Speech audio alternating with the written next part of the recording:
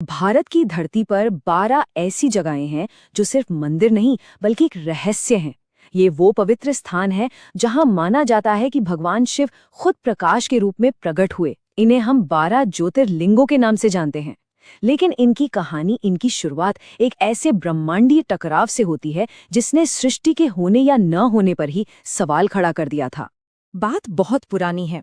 सृष्टि के रचयिता ब्रह्मा और पालक विष्णु, इन दो महाशक्तियों के बीच एक सवाल उठा, दोनों में से श्रेष्ठ कौन है। अब ये कोई मामूली बहस नहीं थी, ये एक ऐसा टकराव था जिसमें पूरे ब्रह्मांड का भविष्य दांव पर लग गया था।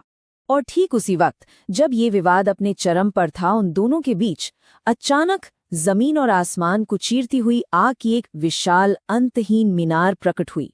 एक ऐसी रोशनी जिसका कोई शुरुआती सिरा नहीं था और न ही कोई अंत। इस रहस्य को सुलझाने के लिए एक सौदा हुआ।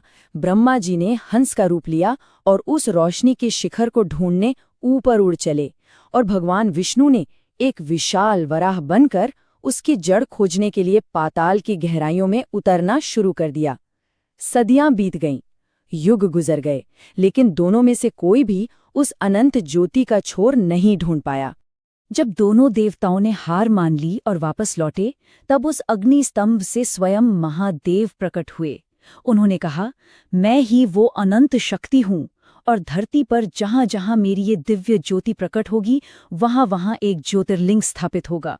बस यहीं से 12 ज्योतिर्लिंगों की नींव रखी गई। तो चलिए अब उन कहानियों की ओर चलते हैं जहां महादेव का यही प्रकाश धरती पर कभी क्रोध बनकर बरसा तो कभी कृपा, भक्तों को बचाने के लिए और दुष्टों का अंत करने के लिए। बहुत समय पहले उज्जैन शहर पर दूषण नाम के एक राक्षस का आतंक छाया हुआ था। वो शिव भक्तों पर बहुत जुल्म करता था और हर तरफ बस डर का माहौल था। जब भक्तों की प्रार्थना और पुकार हद से ज्यादा बढ़ गई, तो उनकी रक्षा के लिए भगवान शिव खुद धरती को फाड़कर महाकाल के भयंकर रूप में प्रकट हुए। कहते हैं कि उनकी सिर्फ एक हुंकार से ही दूषण राख हो गया, और फिर भक्तों की विनती पर शिव वहीं महाकालेश्वर ज्योतिर्लिंग के रूप में हमेशा के लिए बस गए, समय के देवता बनकर। ऐसी ही एक कहानी महाराष्ट्र की है। वहां भीम नाम का एक राक्षस था जिसे अपनी ताकत पर बहुत घमंड था। उसने देवताओं और इंसानों सब पर अत्याचार करना शुरू कर दिया था, यहाँ तक कि उसने शिव भक्तों को भी बंदी बना लिया था। अपने भक्तों को आजाद कराने के लिए शिव प्रकट हुए। उनका भीम के साथ बहुत ही भयंकर युद्ध हुआ। आखिर में शिव ने उस राक्षस को मार दिया और उसी जगह पर भीमाशंकर ज्योतिर्लिंग के रूप में स्थापित हो गए। दिलचस्प बात यह है कि कहा जाता है कि युद्ध के बाद उनके शरीर से जो पसीना बहा, उसी से भीमा नदी निकली। लेकिन हर ज्योतिर्लिंग की कहानी गुस्से और युद्ध की नहीं है। कुछ कहानियां तो प्रेम, अटूट भक्ति और दर्द से मिली मुक्ति की भी हैं। एक कहानी चंद्रदेव की है। उन्हें अपने ससुर दक्ष प्रजापति से श्राप मिला था कि उनकी चमक, उनकी रोशनी धीरे धीरे खत्म हो जाएगी, और हुआ भी वही। चंद्रमा का तेज हर दिन कम होने लगा। अपनी रोशनी को बचाने के लिए चंद्रदेव ने भगवान शिव की बहुत कठोर तपस्या की। उनकी तपस्या से खुश होकर शिव ने उन्हें श्राप से मुक्त कर दिया। क्योंकि चंद्र यानी सोम को उनके नाथ मिल गए थे, इसलिए ये जगह सोमनाथ कहलाई। ये मंदिर अटूट विश्वास का प्रतीक भी है। इतिहास में इस पर अनगिनत बार हमले हुए, इसे तोड़ा गया, लेकिन हर बार इसे फिर से बना दिया गया। एक कहानी थोड़ी पारिवारिक है। जब भगवान गणेश की शादी हो गई, तो उनके भाई कार्तिकेय नाराज होकर कैलाश पर्वत छोड़कर चले गए। शिव और पार्वती अपने बेटे को मनाने के लिए श्रीशैलम पर्वत तक पहुंचे, लेकिन कार्तिकेय नहीं माने। अपने बेटे के प्यार में शिव और पार्वती वही ज्योतिर्लिंग के रूप में बस गए। इस जगह का नाम पड़ा मल्लिकार्जुन। यहाँ मल्लिका का मतलब है माता पार्वती, और अर्जुन भगवान शिव का ही एक नाम है। ये ज्योतिर्लिंग माता पिता के प्यार की एक मिसाल है। ये कहानी विश्वास की एक मिसाल है। घुष्मा नाम की एक महिला थी जो शिव की बहुत बड़ी भक्त थीं।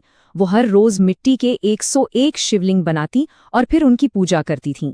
उनकी भक्ति से जलकर उनकी ही बहन ने उनके बेटे की हत्या कर दी। सोचिए, बेटे की मौत का इतना बड़ा दुख, इसके बावजूद घुष्मा ने अपनी पूजा नहीं छोड़ी। उनका ये अटूट विश्वास देखकर भगवान शिव खुद प्रकट हुए। उन्होंने न सिर्फ उनके बेटे को दोबारा जिंदा कर दिया, बल्कि उनकी भक्ति का सम्मान करने के लिए हमेशा के लिए वहीं घृष्णेश्वर ज्योतिर्लिंग के रूप में बस गए।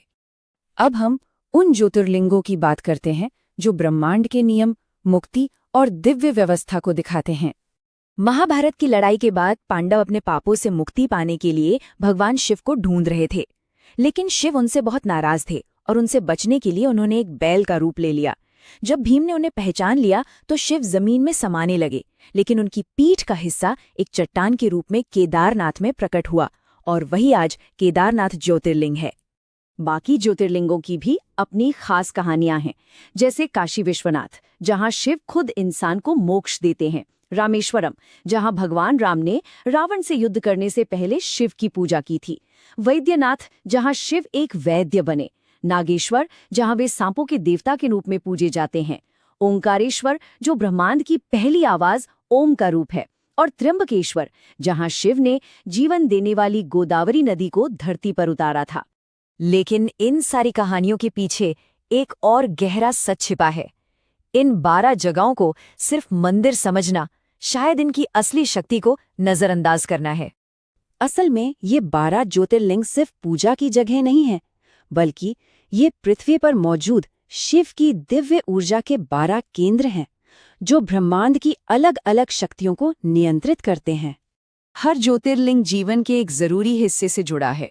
जैसे सोमनाथ चंद्र शक्ति से जुड़ा है, तो महाकालेश्वर खुद समय का प्रतीक है। ओंकारेश्वर ब्रह्मांड की पहली आवाज से जुड़ा है, तो काशी विश्वनाथ मुक्ति का दरवाजा है, और घृष्णेश्वर भक्ति की सबसे ऊंची ऊर्जा का केंद्र है। तो फिर इन 12 ज्योतिर्लिंगों का सबसे बड़ा रहस्य क्या है? शायद यही कि महादेव कहीं बाहर नहीं है। वो दिव्य प्रकाश, वो अनंत ज्योति हम सबके भीतर भी मौजूद है, और ये 12 ज्योतिर्लिंग उसी अंदर की रोशनी को जगाने के पवित्र रास्ते हैं।